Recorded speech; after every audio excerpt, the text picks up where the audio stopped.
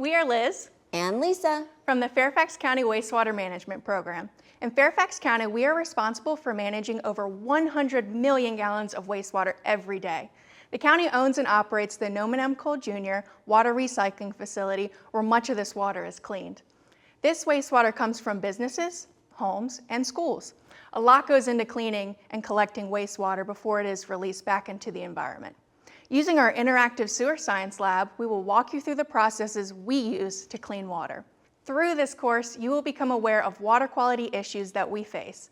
It is up to all of us to do our part to keep our water clean and become good environmental stewards. When water comes from homes and businesses to a wastewater treatment facility, it's really dirty. We are going to make some dirty water using household materials. This will simulate what wastewater looks like and the different components it has when it arrives. If you are following along in the classroom, you will use scales and graduated cylinders to measure the materials. You may also use scientific instruments for tests, so handle them with care. It is important that you follow safety protocol throughout the lab. Make sure you write down how much your group has measured so you can share them with the class. Pause the video to measure ingredients.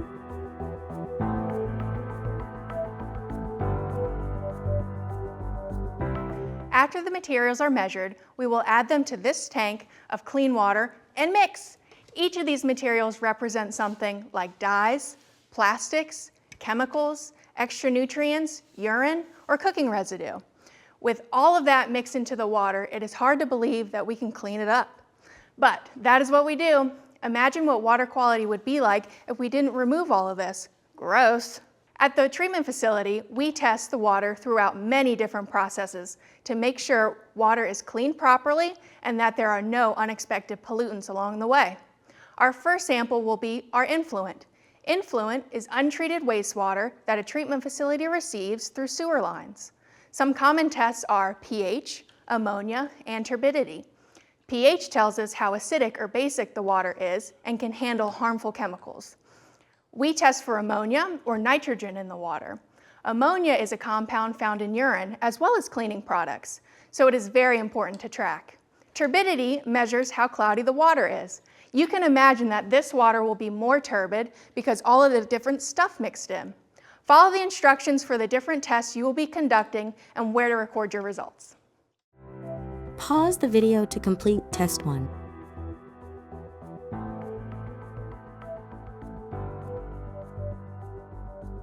At a wastewater treatment facility, the influent will run through screens that collect large materials and products that shouldn't be flushed or put down the drain.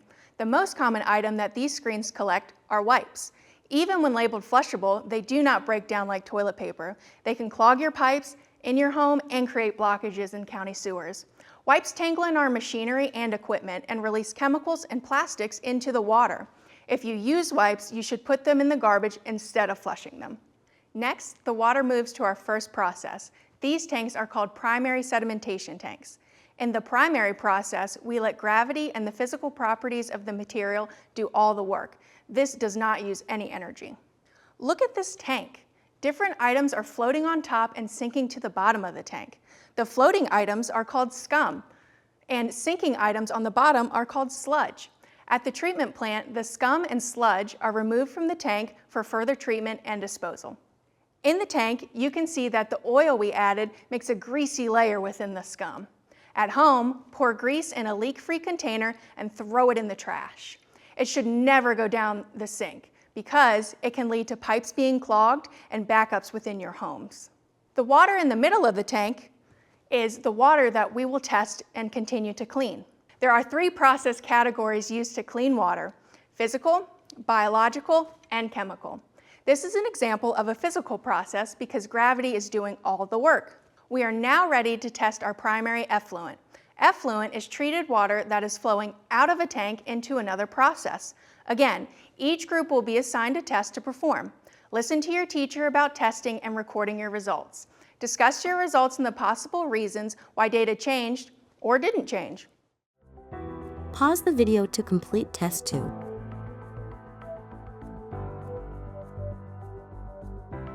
At the water treatment facility, the middle layer of water will be moved to our next step, the secondary treatment tanks. This is a biological treatment process. Water treatment facilities have tanks full of microorganisms. They do so much work for us and are incredibly important. There's a whole ecosystem of microorganisms in our tanks. Some are specialists, some eat anything, some are predators, and others are prey. Microbes are everywhere in our environment. We use them to break down and absorb as much ammonia, nitrogen, proteins, oil, carbs, and other toxins as possible. This helps clean the water. Some microorganisms need oxygen and some don't. At the treatment facility, we have aerobic and anoxic zones to accommodate for both. In our demonstration, we will have aerobic or oxygen-loving microbes working in our tank. We will move the water from our primary tank, start the bubbler, and add our microbes. They will work overnight and eat the pollutants in the water. Pause the video for end of day 1.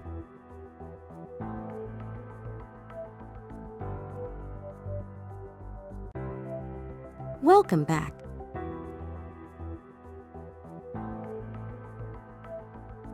By now, the microbes have broken down most of the nutrients in the tank. Lisa turned the aerator off to let them settle to the bottom. At the treatment facility, settled microbes are constantly reused to continue breaking down pollutants within the secondary tanks.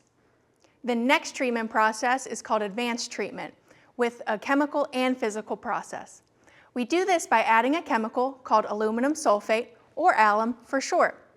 Alum acts as a magnet by attracting the remaining solids together to form floc. This process is known as flocculation. The floc will become heavy and settle to the bottom of the tank. While we allow the alum to work, let's see some microbes. Let's look at the microorganism poster. Some are very active while others are slow. We must keep a good balance in our secondary tanks at the treatment facility so they can thrive in their own ecosystem. Microbes are tiny and transparent, meaning we can see through them. This is why we must use a microscope. Your goal is to find something moving. Listen to your teacher and follow the instructions for safety. Use the poster to identify the organisms you see. Pause the video to look at microbes.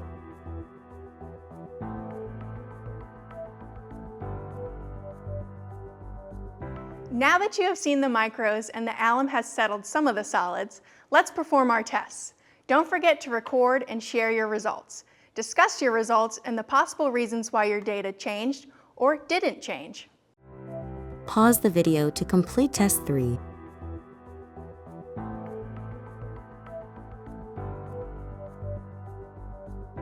One more test to go and then we are all done. Lisa, grab the bleach. Disinfection is a critical part in cleaning the water. Next, it flows into a multi-layered filter. The top layer, carbon, will remove any remaining large particles, and the bottom layer, sand, will remove any smaller particles. Filtration is a way that we mimic what happens in nature and the Earth's crust. Treatment plants have very large filters. At the Noman M. Cole Jr. Water Recycling Facility, we use a disinfectant and ultraviolet light, or UV lights. This combination sterilizes any remaining microbes that still might be in the water. This water will be tested as our final effluent. Pause the video to complete test 4.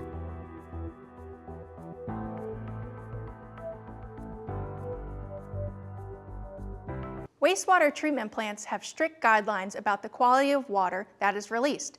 In this part of Virginia, the water will eventually flow into the Chesapeake Bay. It is the largest estuary in the United States. Compare your results with the EPA requirements for a sensitive body of water. I hope you enjoyed learning about how wastewater treatment processes occur. There are employees that work day and night to ensure this process is completed smoothly. Without the work of our operators, scientists, engineers, mechanics, electricians, and maintenance staff, the public would live in unsafe conditions, and the environment would constantly be polluted. If this work interests you, look for careers in water, as it will always be an essential resource in the world. Our mission is to protect, enhance, and restore.